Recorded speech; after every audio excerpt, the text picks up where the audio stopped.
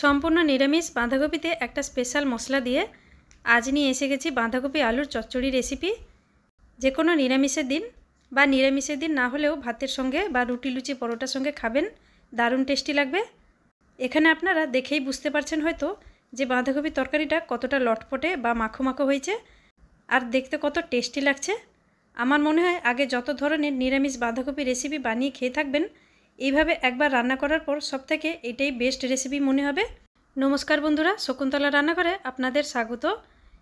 আজকের এই বাঁধাকপি রেসিপি বানানোর জন্য এখানে আমি একটা মিডিয়াম সাইজের বাঁধাকপি নিয়ে নিয়েছি। এটা ওজনে 6 থেকে 700 গ্রাম মতো হবে। বাঁধাকপিকে আগে গোটা ধুয়ে নেব, তারপর কাটতে হবে। এখানে আমি বাঁধাকপির শক্ত পাটটা বাদ দিয়ে এরকমভাবে সরু সরু করে বাঁধাকপি কেটে নেব। বন্ধুরা, আজকের রেসিপি যদি আপনার ভালো লাগে তাহলে ভিডিওকে একটা লাইক করবেন, শেয়ার করবেন, আর চ্যানেলে যদি নতুন হন তাহলে প্লিজ সাবস্ক্রাইব করে নিন। এখানে দেখুন বাঁধাকপিকে কেটে রেডি করে নিয়েছি। এটাকে এখন সাইডে রেখে দেব। তারপর এদিকে গ্যাস অন করে একটা কড়াই বসিয়ে দিয়েছি, আর তার মধ্যে 2-3 চামচ মতো দিয়ে দেব তেল। তেল গরম হয়ে যাওয়ার পর এতে দিয়ে দেবো 1 চামচ গোটা জিরে, 2টো তেজপাতা, 2-3টে শুকনো লঙ্কা। এসব কিছুকে আমি মিডিয়াম ফ্লেমে কিছু সেকেন্ডের জন্য ভেজে নেব। এসব একটু ভাজা হয়ে গেলে এতে অ্যাড করে দেব আলু। এখানে আমি 2টো মিডিয়াম সাইজের আলুকে খোসা ছাড়িয়ে নিয়ে এরকম একটু বড় বড় পিস করে কেটে নিয়েছি। আলু আমরা কিছুক্ষণের জন্য ভেজে নেব যাতে আলুর ওপর দিকটা একটু কালার এসে যায়।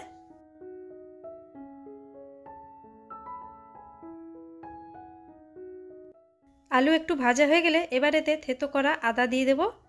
এখানে আমি 1.5 ইঞ্চ আদা আর তার সঙ্গে 2-3টে কাঁচা লঙ্কা কুচি এখানে নিয়ে নিয়েছি। আমি প্রথম থেকে তেলের মধ্যে আদা দিইনি, আলু একটু ভাজার পর আদা এই সময় দিয়ে দিলাম। তাহলে কী হবে, আদা বেশি পুড়ে যাবে না, আদার ফ্লেভারটা খুব ভালো আসবে। আদাকে কিছু সেকেন্ডের জন্য ভেজে নেব। আদা একটু ভাজা হয়ে যাওয়ার পর এতে 1/2 ছোটো চামচ হলুদ গুঁড়ো দিয়ে দেবো, আর তার সঙ্গে 1 ছোটো চামচ দিয়ে দেবো কাশ্মীরি লঙ্কার গুঁড়ো কালারের জন্য। এগুলোকেও কিছু সেকেন্ডের জন্য আমি নেড়ে চেড়ে ভেজে নেব লো ফ্লেমে। দেখুন সুন্দর কালার এসে গেল। এই সময় আমরা কি করব, আগের থেকে কেটে রাখা বাঁধাকপিকে এতে দিয়ে দেব। বাঁধাকপি দিয়ে দেওয়ার পর ভালোভাবে মিক্স করে নেব, আর গ্যাসের ফ্লেম মিডিয়ামে রাখব। তারপর এখানে প্রায় 3 থেকে 4 মিনিট পর্যন্ত বাঁধাকপিকে নেড়ে চেড়ে ভেজে নিতে হবে। আপনারা চাইলে ঢাকা দিয়ে দিয়েও ভেজে নিতে পারেন, কিন্তু কিছু সেকেন্ডে গ্যাপ দিয়ে দিয়ে অবশ্যই আপনারা নেড়ে চেড়ে নেবেন, না হলে তলায় লেগে যেতে পারে। যেহেতু এখন বেশি শীত পড়েনি, এখন যে বাঁধাকপিগুলো পাওয়া যাচ্ছে সেগুলো একটু শক্ত শক্ত আছে, সেই জন্য আপনারা কন্টিনিউ নেড়ে চেড়ে বাঁধাকপিকে ভেজে নেবেন। এবার যতক্ষণ বাঁধাকপি ভাজা হচ্ছে ততক্ষণ এদিকে একটা বাটি নিয়ে নিয়েছি, তার মধ্যে ছোটো চামচে মেপে 4 চামচ মুগ ডাল নিয়ে নেব। এই মুগ ডালই হচ্ছে সেই বিশেষ জিনিস যেটা বাঁধাকপির টেস্ট দুগুণ বাড়িয়ে দেবে। একটা মিডিয়াম সাইজের বাঁধাকপির জন্য 4 চামচ মুগ ডালকে আগে ভালো করে ধুয়ে নেব। আর এদিকে দেখুন একটা প্যান গরম করে নিয়েছি, তার মধ্যে মুগ ডাল দিয়ে দেব। তারপর ডালকে মিডিয়াম ফ্লেমে ক্রিস্পি হওয়া পর্যন্ত ভেজে নিতে হবে। এখানে খেয়াল রাখবেন মুগ ডালকে আপনারা জলে ভিজিয়ে রাখবেন না, ধুয়ে নেওয়ার সঙ্গে সঙ্গে ভেজে নেবেন।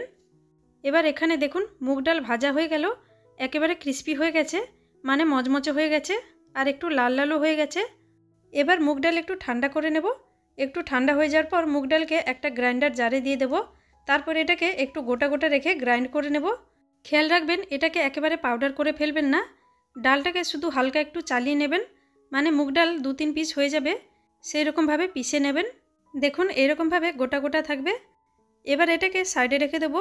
এদিকে দেখুন আমাদের বাঁধাকপিও হয়ে গেল। এখানে প্রায় 3-4 মিনিট মতো হয়ে গেছে আর বাঁধাকপির কাঁচা গন্ধটা চলে গেছে। এবার এই স্টেজে আমরা যে মুগ ডাল গুঁড়ো করে রেখেছিলাম সেটাকে এখন অ্যাড করে দেব। মুগ ডাল দিয়ে বাঁধাকপির সঙ্গে ভালোভাবে মিক্স করে নেব। তারপর এতে আমরা জল দিয়ে দেব। বাঁধাকপি আলু সেদ্ধ হবে, তার সঙ্গে মুগ ডালও সেদ্ধ হবে, সেই অনুযায়ী এতে জল দিতে হবে, কিন্তু ঠান্ডা জল দেবেন না, জল গরম করে আপনারা এতে দিয়ে দেবেন। এখানে আমি প্রায় 1.5 গ্লাস মতো জল দিয়ে দিচ্ছি। জল দিয়ে ভালোভাবে মিক্স করে নেব। তারপর গ্যাসের ফ্লেম লো টু মিডিয়ামে রেখে কভার করে এসব কিছুকে সেদ্ধ হওয়া পর্যন্ত রান্না করে নেব। খেয়াল রাখবেন গ্যাসের ফ্লেম হাই করবেন না, আর মাঝে মাঝে একটু নেড়ে চেড়েও নেবেন। এবার এদিকে একটা ভাজা মশলা বানিয়ে নেব। যতটা মশলা এখানে দেখছেন ততটা মশলা বাঁধাকপিতে ব্যবহার করব না, যেহেতু অল্প একটু মশলা গ্রাইন্ডারে গুঁড়ো করা যায় না, সেই জন্য একটু বেশি করে মশলা নিয়ে গুঁড়ো করে নেব, আর যতটা দরকার ততটা তরকারিতে ইউজ করব। বাকি মশলাগুলো স্টোর করে রেখে দেবো, পরে যে কোনো তরকারিতে ইউজ করা যাবে। এখানে আমি শুকনো লঙ্কা নিয়েছি 4টে, জিরে নিয়েছি 2 ছোটো চামচ, ধনে 1 বড় চামচ নিয়েছি, 1 ছোটো চামচ নিয়েছি মৌরি, আর হাফ ছোটো চামচ নিয়েছি গোলমরিচ, আর কিছুটা নিয়েছি ডালচিনি, আর নিয়েছি 3টে ছোটো এলাচ। এবার এসব গোটা মশলাকে একটা প্যানে দিয়ে দেব। তারপর গ্যাসের ফ্লেম মিডিয়ামে রেখে কিছুক্ষণ মশলা ভেজে নেব। মশলা অনেক বেশি ভাজবেন না বা পুড়িয়ে ফেলবেন না, একটু কালার চেঞ্জ হয়ে যাবে আর সুগন্ধ বেরোতে শুরু হয়ে যাবে, ততক্ষণ পর্যন্ত মশলা আমরা ভেজে নেব। এখানে দেখুন মশলা ভাজা হয়ে গেল। এবার গ্যাসের ফ্লেম অফ করে দেব। তারপর এই মশলাটা ভালোভাবে ঠান্ডা করে নিতে হবে। ঠান্ডা হয়ে গেলে একটা গ্রাইন্ডার জারে দিয়ে এটাকে গুঁড়ো করে নেব। এখানে দেখুন আমাদের স্পেশাল মশলা রেডি হয়ে গেল। এই মশলা আপনারা নিরামিষ তরকারিতে দেবেন, খেতে খুব ভালো লাগবে। এবার এদিকে আমাদের বাঁধাকপি, আলু, মুগ ডাল সব কিছু সেদ্ধ হয়ে এসেছে আর জলও শুকনো হয়ে এসেছে। যখন আলু, ডাল আর বাঁধাকপি হাফের একটু বেশি সেদ্ধ হয়ে যাবে, মানে পুরোপুরি সেদ্ধ হতে আর একটু বাকি থাকবে, সে সময় আমরা এখানে কাটা টমেটো দিয়ে দেবো। এখানে আমি 2টো মিডিয়াম সাইজের টমেটো নিয়েছি। টমেটো একটু বেশি করে দিলে খেতে বেশি ভালো লাগবে। তার সঙ্গে 2 মুঠো এখানে আমি নিয়েছি ফ্রোজেন গ্রিন মটর। এখানে যেহেতু ফ্রোজেন গ্রিন মটর নিয়েছি, সেদ্ধ হতে বেশি সময় লাগবে না, সেই জন্য লাস্টের দিকে দিয়ে দিলাম। আপনারা যদি ফ্রেশ গ্রিন মটর নেবেন তাহলে আরও একটু আগেই দিয়ে দেবেন, মানে যখন মুগ ডাল অ্যাড করলাম সেই সময় ফ্রেশ গ্রিন মটর দিয়ে দেবেন। এবার এসব কিছু দিয়ে ভালোভাবে মিক্স করে নেব। তারপর এতে দিয়ে দেবো পরিমাণ মতো নুন। নুন আমি প্রথম থেকে এতে একেবারেই দিইনি, এই সময় দিয়ে দিলাম। নুন দিয়ে মিক্স করার পর গ্যাসের ফ্লেম আমরা লো টু মিডিয়ামেই রাখবো।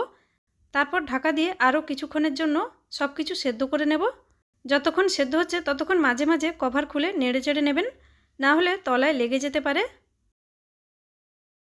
লো মিডিয়াম ফ্লেমে আরও 3-4 মিনিট সেদ্ধ হওয়ার পর কভার খুলে নেব। তারপর আগে থেকে ভেজে রাখা মশলা গুঁড়ো 2 চামচ এতে দিয়ে দেব। এর থেকে বেশি দেওয়ার দরকার নেই। তার সঙ্গে কিছুটা ধনেপাতা কুচিও দিয়ে দেব, আর দেব হাফ চামচ চিনি। তারপর ভালোভাবে মিক্স করে নেব। মিক্স করে নিয়ে আরও 2 মিনিট মতো নেড়ে চেড়ে রান্না করে নিতে হবে। তারপর আমরা গ্যাসের ফ্লেম বন্ধ করে দেব। এখানে রেডি হয়ে গেল আমাদের নিরামিষ বাঁধাকপি আলুর সুপার টেস্টি তরকারি বা ঘন্ট। যেহেতু এতে সামান্য মুগ ডাল দেওয়া হয়েছে, যার জন্য বাঁধাকপির তরকারির টেক্সচারটা মাখো মাখো তৈরি হবে।